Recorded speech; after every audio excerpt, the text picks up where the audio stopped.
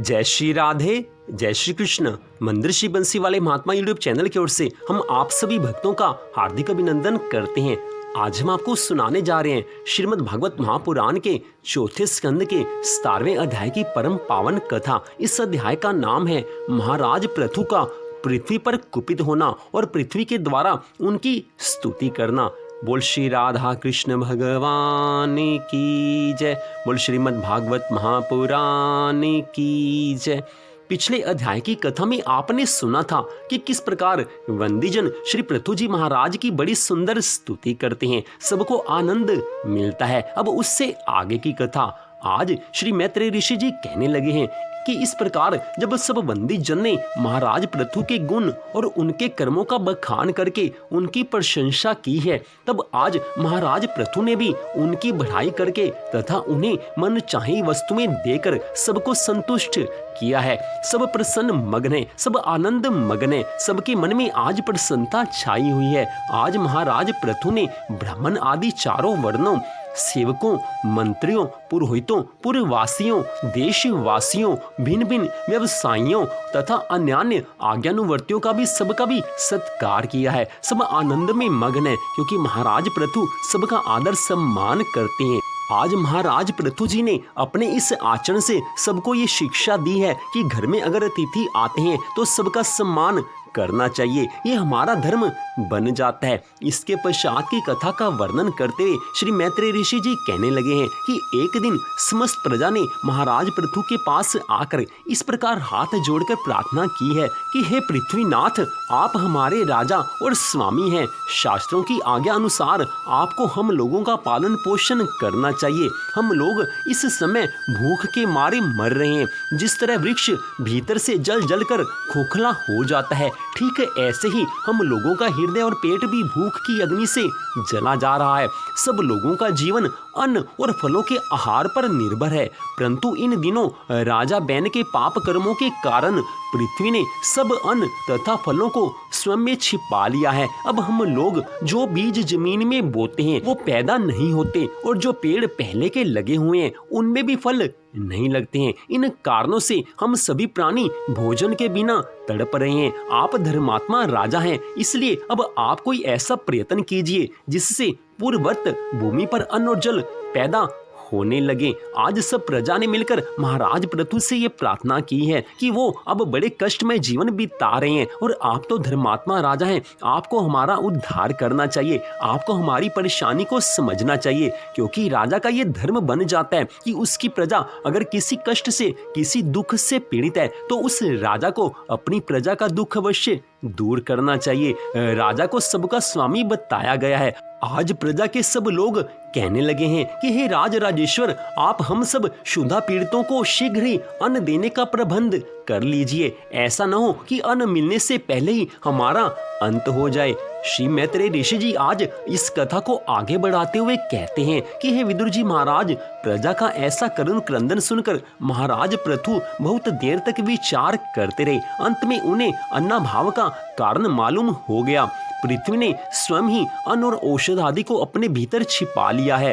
अपनी बुद्धि से इस बात का निश्चय करके आज महाराज पृथु ने अपना धनुष और बाण उठा लिया है और उसके पश्चात त्रिपुर विनाशक भगवान शंकर के समान अत्यंत क्रोधित होकर आज पृथ्वी को लक्ष्य बनाकर बाण चढ़ा लिया है। उन्हें शस्त्र उठाए हुए देखकर आज पृथ्वी कांप उठी है और जिस प्रकार व्याध के पीछा करने पर हिरनी भाग जाती है, उसी प्रकार आज डर कर गौ का रूप धारण करके पृथ्वी आज भागने लगी है। यह देखकर महाराज पृथु की आंखें आज क्रोध से लाल हो गई हैं।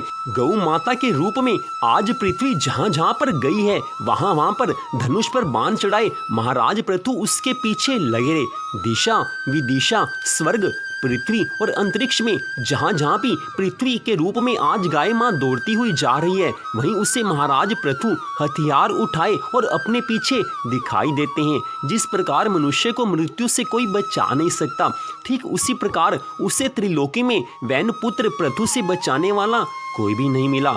तब वह अत्यंत भयभीत होकर दुखित चित्त से पीछे की ओर लौट गई है और महाराज पृथु से आज हाथ जोड़कर कहने लगी हैं कि धर्म के तत्व को जानने वाले शरणागत वत्सल, हे राजन, आप तो सभी प्राणियों की रक्षा करने में तत्पर हैं, आप मेरी भी रक्षा कीजिए। मैं अत्यंत दीन और निरपराध हूँ, आप मुझे क्यों मारना चाहते हैं? इसके सिवा आप तो धर्म को जानने वाले हो, फिर मुझ स्त्री का वध आप कैसे कर सकेंगे?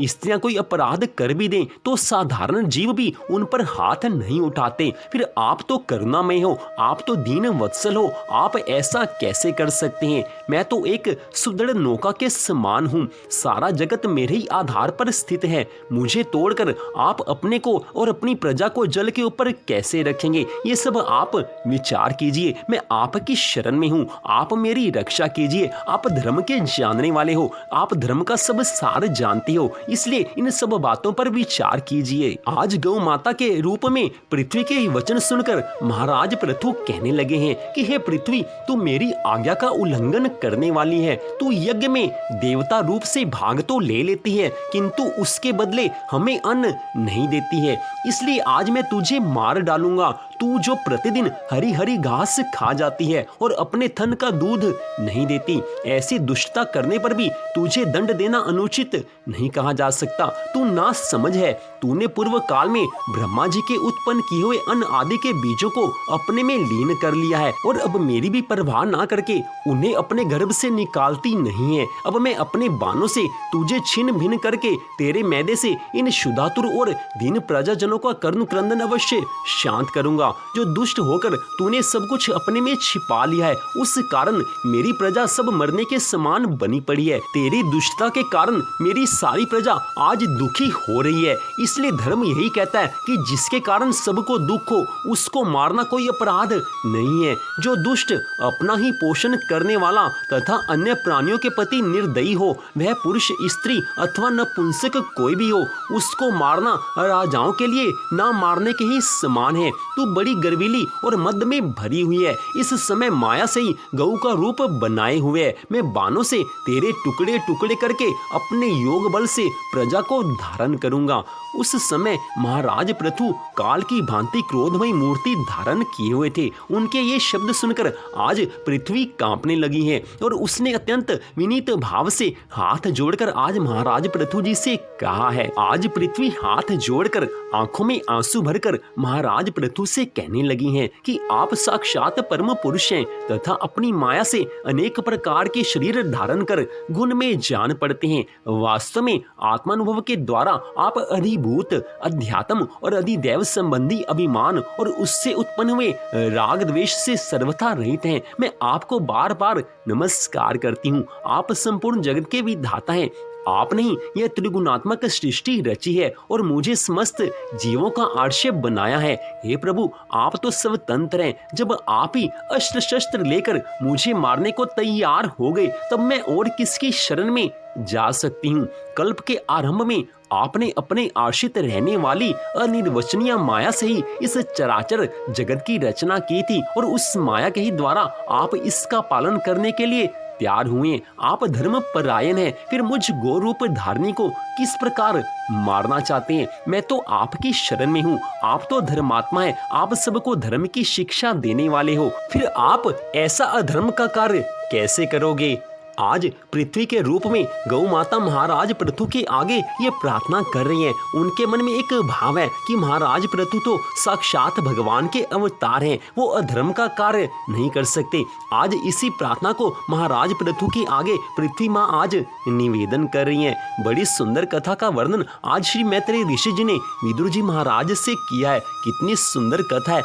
आज पृथु जी महाराज पृथ्वी पर क्रोध इसीलिए कर रहे हैं क्योंकि आज उनकी सारी प्रजा दुखी है। जब प्रजा के जीने मरने का प्रश्न बन जाए, उस समय क्रोध करना अनुचित नहीं है। और यहाँ तो पृथु जी महाराज सब जानते हैं कि थोड़ा सा क्रोध करने पर आज पृथ्वी अपने में छिपी हुई सब संपत्तियों को हमें दे देंगी, इसलिए पृथु जी महाराज आज ये क्रोध कर रहे हैं।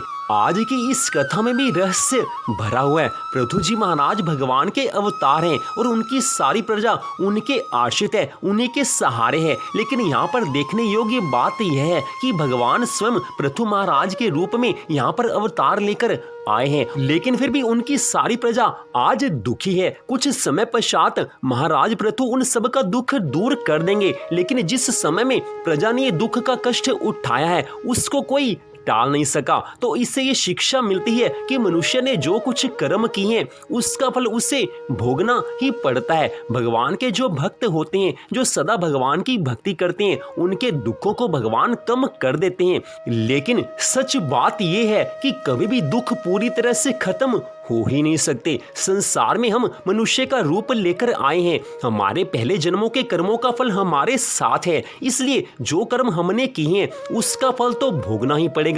भक्ति से हमारे कुछ दुख भगवान दूर कर देते हैं और कुछ दुखों को सहने की शक्ति भगवान दे देते हैं। लेकिन कभी भी यह नहीं समझना चाहिए कि मैं भगवान की भक्ति करता हूँ, मैं भगवान के लिए व्रत रखता हूँ, मैं भगवान की कथा सुनता हूँ तो मेरे जीवन में सदा सुख ही रहेगा। ऐसी बात नहीं है। जो हमने कर्म किए हैं उनका फल किसी न किसी तरह से भगवान ने देना ही है। जो हमारे पहले के पाप कर्म है उनको हमें भोगना ही है, उसका फल भगवान कम कर देते हैं ताकि भक्त को कोई कष्ट ना हो। और हमें तो दुखों को सहन करने में थोड़ी सी खुशी महसूस होनी चाहिए। अगर भगवान साथ हैं तो दुख भी हमें मालूम नहीं पड़ते। भगवान का सहारा हो, भगवान की कृपा हो तो जो दुख हम भोग रहे हैं तो मान लो कि हमने अपने पूर्व जन्म के पापों को काटना आरंभ कर दिया है। दुख आने से, दुखों को सहने से पुराने पापों का नाश हो जाता है। और अगर हम नए पाप नहीं करेंगे तो एक दिन ऐसा आएगा कि हमारे पहले जन्मों के सभी पाप कर्मों का फल तो खत्म हो जाएगा।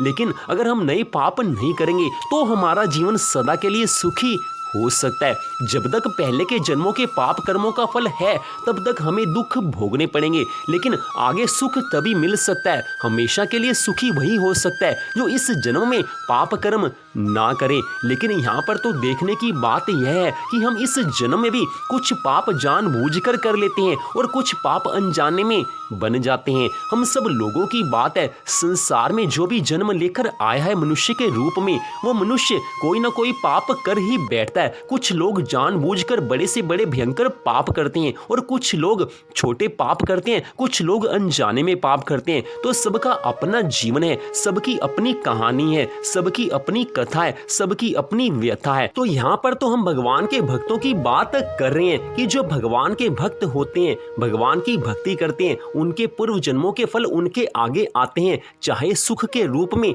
चाहे दुख के रूप में। अगर भगवान के हम भक्त हैं तो अगर मन में ये सोच लें कि हमें इस जन्म में अब और कोई पाप नहीं करना, पहले के पापों के कारण पहले ही हमारे जीवन में दुख बार बार आ रहे हैं, उनको भगवान नाश कर देते हैं, कुछ दुखों को सहने की शक्ति देते हैं। लेकिन आगे हम दुखी ना हो इसके लिए एक कर्तव्य हम कर सकते हैं। इस जन्म में हम कोई पाप कर्म ना करें। जाने अनजाने पाप बन जाते हैं, उन्हीं को रोकना हमारी इस जीवन का लक्ष्य होना चाहिए। अगर नए पाप नहीं बनेंगे तो आगे सुख का समय हमेशा के लिए आ जाएगा। नए पाप ना बने तो भगवान की अनंत कृपा अपने आप हो जाएगी। और नए पाप तभी रुकेंगे जब हम भगवान की भक्ति में लीन होंगे। जो भगवान के नामों का जाप करता है, भगवान की कथा सुनता है, तो उसके मन बुद्धि में ठाकुर जी अपनी कृपा अपने आप बरसाते रहते हैं। भगवान अपने भक्तों के मन और बुद्धि पर पूरी तरह से नियंत्रण कर लेते हैं। लेकिन शर्त एक है कि पूरी तरह से पूरी श्रद्धा भावना से भगवान की शरण में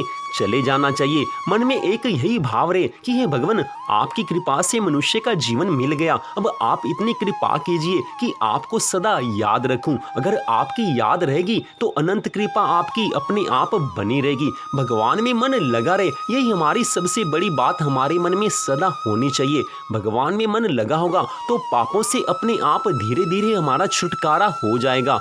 पाप की जो वासना है, हमने पूर्व जन्मों में ना जाने कितने पाप कर्म किए हैं और अब भी पाप कर्म कर रहे हैं, वो एक वासना मन में छिपी हुई है। उस पाप कर्म की वासना का नाश करने के लिए ये श्रीमद् भागवत महापुराण की कथा है। जितनी श्रद्धा भावना से इस कथा को सुनेंगे, जितनी श्रद्धा भावना से अपने भगवान के मंगलमय नामों का जाप हम करेंगे, उतनी भगवान की कृपा बढ़ती जाएगी। जैसे जैसे मनुष्य भगवान की भक्ति में आगे बढ़ता जाता है, वैसे वैसे मनुष्य के पाप कर्म अपने आप कम होना आरंभ हो जाते हैं। जितना मन भगवान में लीन होता रहेगा, उतना ही पाप कर्मों से मन हटता रहेगा। पाप की वासना भगवान की कृपा से एक क्षण में नष्ट हो सकती है, लेकिन भगवान की शरण में पूरी श्रद्धा भावना से जाना पड़ेगा। भगवान की भक्ति की राह कठिन नहीं है, लेकिन आसान भी नहीं है। भगवान की भक्ति की राह कठिन इसलिए नहीं है क्योंकि भगवान तो केवल याद करने मात्र से मिल जाते हैं। कुछ अलग से नहीं करना है। जो जीवन भगवान ने दिया है, उसी जीवन में कुछ घंटे हमें भगवान की भक्ति करनी है। अलग से बैठकर अगर 2 घंटे हम भगवान की भक्ति करते हैं, भगवान की भक्ति कैसे भी हो सकती है। अलग से हम 24 घंटे में से 2 घंटे भगवान के लिए अगर निकाल लें तो भगवान की अनंत कृपा होती है। हमारे हिंदू धर्म ग्रंथों में बताया गया है कि जो मनुष्य एक दिन में 2 घंटे भगवान के लिए अलग से निकाल कर कि उन 2 घंटों में केवल भगवान की भक्ति ही करनी है, जो ऐसा करता है उसके पर भगवान की अनंत कृपा होती है। लेकिन यहाँ पर यह शर्त नहीं है। मान लो कि किसी मनुष्य के जीवन में ऐसी विडंबना है, कुछ ऐसा मजबूरी उसके जीवन में है कि वो 2 घंटे अलग से भगवान की भक्ति के लिए नहीं निकाल सकता, तो उसका भी उद्धार हो सकता है। जितना समय उसके पास हो, वो अलग से बैठकर भगवान की भक्ति उसको करनी चाहिए। भक्ति में भगवान की पूजा आराधना भी हो सकती है, किसी ग्रंथ का पाठ भी हो सकता है, भगवान के नामों का लेखन भी हो सकता है, और उसके बाद आप भगवान की कथा सुन भी सकते हैं, भगवान के भजन भी सुन सकते हैं। लेकिन उस अलग से भगवान जी के लिए निकाले उस समय में हमारा मन केवल भगवान में लीन होना चाहिए, और बाकी सारा दिन जो हम अपने संसार के कार्य करते हैं उसमें भगवान की याद बनी रहे, ऐसा अपनी ओर से कोशिश करनी चाहिए। जो अलग से बैठकर 2 घंटे ठाकुर जी की भक्ति करता है, उसको बाकी के 2, 4, 5, 7 घंटों में भगवान की अपने आप याद आएगी ही आएगी। 2 घंटे या 1 घंटा जो भी आपके पास समय निकल जाए, अगर ज्यादा समय है तो बड़ी अच्छी बात है। जितना समय भगवान की भक्ति में लीन हो जाए, जितना समय भगवान की भक्ति में हमारा लग जाए, वो उतनी अच्छी बात है। सबसे कीमती भक्ति वही होती है जो हम अलग से बैठकर भगवान के लिए समय निकाल कर भक्ति करते हैं। वो किसी भी रूप में हो सकती है। कंडीशन एक है, शर्त एक है कि पूरी श्रद्धा भावना के साथ उस समय भगवान की भक्ति करनी चाहिए। भक्ति के अनेक रूप हैं, आपको पहले बता दिया है। जिनकी मजबूरी है, जो किसी कारण भगवान के लिए समय नहीं निकाल सकते अलग से भक्ति करने के लिए, उनकी बात तो अलग है। लेकिन जिनके पास समय है, उनको तो भगवान की भक्ति करनी ही चाहिए। अलग से बैठकर जो ठाकुर जी की भक्ति करने में आनंद है, उस भक्ति के द्वारा भगवान जल्दी प्रसन्न होते हैं। उस समय केवल हमारे ठाकुर जी हमारे सामने रहे, हमें भगवान की याद रहे और हमारे सामने भगवान रहे। भगवान को याद करते हुए संसार को भुलाकर उस समय जो भक्ति की जाती है, उसकी कीमत सबसे ज्यादा है। उससे भगवान सबसे ज्यादा प्रसन्न होते हैं। और एक बड़ी जरूरी बात यहाँ पर यह भी है कि भक्ति के कोई नियम ऐसे नहीं है कि जो सबके ऊपर लागू हो जाएं। सब मनुष्य की अपनी अपनी कहानी है। पहले बताया कि सबकी अपनी अपनी कहानी है, सबका अपना अपना जीवन है, सबकी अपनी अपनी कथा है, सबकी अपनी अपनी व्यथा है। सब मनुष्य का रहन सहन, सब मनुष्य की घर की अपनी जिम्मेवारियां, सब कुछ अलग अलग है, सबका रहन सहन अलग अलग है। लेकिन जैसा जिसके पास समय हो, जैसा जिसके पास भाव बने, उससे भगवान की भक्ति अवश्य करनी चाहिए। कोई किसी भी स्थिति में हो, किसी भी परिस्थिति में हो, वो उसकी अपने जीवन की बात है। लेकिन एक बात सभी कर सकते हैं कि भगवान के लिए समय तो निकाल सकते हैं। चाहे थोड़ा समय निकले, चाहे ज्यादा समय निकले, समय निकालना हमारा सबसे पहला धर्म है। बिना समय दिए कभी भगवान प्रसन्न हो नहीं सकते। जो अलग से बैठकर भगवान की भक्ति आप करेंगे, चाहे वो 10-15 मिनट, चाहे वो 1-2 घंटे, चाहे 3-4 घंटे, जैसा आपके पास समय है, श्रद्धा भावना से उस भक्ति को कीजिए। उस समय श्रद्धा भावना से आप भगवान की भक्ति कीजिए। फिर देखिए कि भगवान की कितनी कृपा होती है। अलग से बैठकर जो भगवान की भक्ति करता है, उसको बाकी सारा दिन भगवान की याद अपने आप आना आरंभ हो जाती है। सच्चे दिल से जो भगवान की भक्ति में बढ़ेगा, उसकी भक्ति अपने आप आगे बढ़ती जाएगी। अगर आप भगवान से प्यार करेंगे, भगवान की सच्चे हृदय से भक्ति करेंगे, तो भगवान भी तो हमारी भक्ति को, भगवान भी तो हम सबकी भक्ति को आगे बढ़ाएंगे। हमारे मन में जो भगवान के लिए प्यार है वो भगवान से छिपा थोड़ी है। हमारे मन में भगवान के लिए जो भाव है वो भगवान से छिपा थोड़ी है। भगवान तो सबके अंदर की बात भी जानने वाले हैं। भगवान तो अंतर्यामी है, सबके मन की बात जानते हैं। इसलिए मन में श्रद्धा भावना से, सच्ची श्रद्धा भावना से भगवान को याद कीजिए। जैसा भी बन पड़े भगवान की भक्ति की तरफ लग जाइए। मनुष्य जीवन जाने कितना बाकी हमारा बचा है, कितनी सांसें रह गई हैं, अब तक जो हुआ सो हुआ, उसको छोड़ दीजिए। श्रीमद् भगवत गीता में भगवान ने अर्जुन से कहा है, भगवान श्री कृष्ण स्पष्ट कहते हैं कि हे अर्जुन, अगर सब पापियों से भी ज्यादा पाप किए हैं तो भी इस समय से मेरी शरण में आ जा। पहले के सभी पापों को माफ कर दूंगा, लेकिन अब से मेरी शरण में आ जा। तो भाव भगवान का क्या है कहने का? भगवान का यही भाव है कि पहले के जीवन में जो कुछ हुआ सो हुआ, उसको भूल जाइए। भगवान भी उसको भूल सकते हैं, लेकिन इस समय से भगवान की भक्ति में सच्ची हृदय की भावना से, सच्ची श्रद्धा भावना से लग जाना चाहिए। जो सच्ची श्रद्धा भावना से भगवान की भक्ति में लग जाएंगे तो पहले के सभी पाप कर्मों को भगवान एक क्षण में नष्ट कर सकते हैं। भगवान ने यही तो कहा है, श्रीमद् भगवत गीता में अर्जुन को स्पष्ट कहा है। और श्रीमद् भागवत महापुराण में बार बार यही तो बात आती है कि मन से भगवान की भक्ति करो। भगवान तो मन के प्रेम के भूखे हैं, भगवान को और कुछ नहीं चाहिए। एक मनुष्य मात्र से भगवान केवल इतनी इच्छा रखते हैं कि ये भक्त मेरी श्रद्धा भावना से पूजा करे, मुझको याद करे, मन से मेरे को याद करे। और उसमें भी भगवान को कुछ नहीं मिलने वाला। थोड़ा सा ध्यान देने की बात है कि अगर हम भगवान की भक्ति करते हैं तो हमारा उद्धार हो सकता है, लेकिन अगर हम भगवान की भक्ति नहीं करते तो भगवान तो फिर भी भगवान ही रहेंगे, उनका कुछ नहीं जाने वाला। जा तो हमारा रहा है, बिगड़ तो हमारा रहा है। भगवान की भक्ति के बिना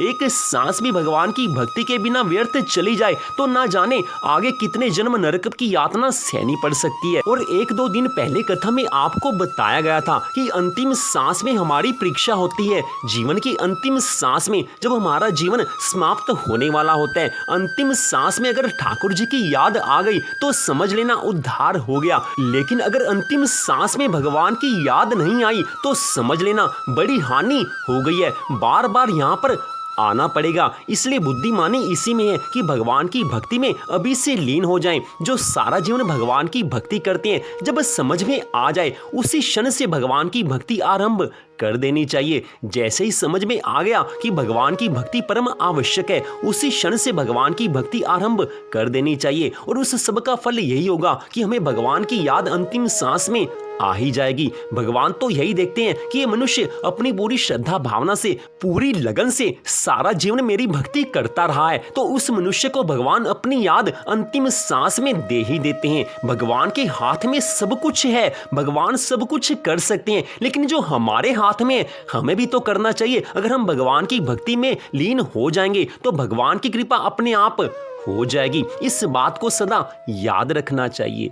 तो यहीं पर श्रीमद् भागवत महापुराण के चौथे स्कंद के 17वें अध्याय की कथा का विश्राम होता है। मंदिर श्री बंसी वाले महात्मा यूट्यूब चैनल की ओर से इस कथा को आप सुन रहे थे। आप सबका हार्दिक धन्यवाद। भगवान श्री राधा कृष्ण जी की अनंत कृपा सदा आप सब पर, आपके परिवार पर बनी रहे, इसी मंगल कामना के साथ जय श्री राधा रानी सरकार की, जय श्री कृष्ण भगवान की, जय श्रीमद् भागवत महापुराण की, जय श्री सुखदेव जी महाराज की, जय जय श्री राधे, जय जय श्री राधे, जय जय श्री राधे श्याम।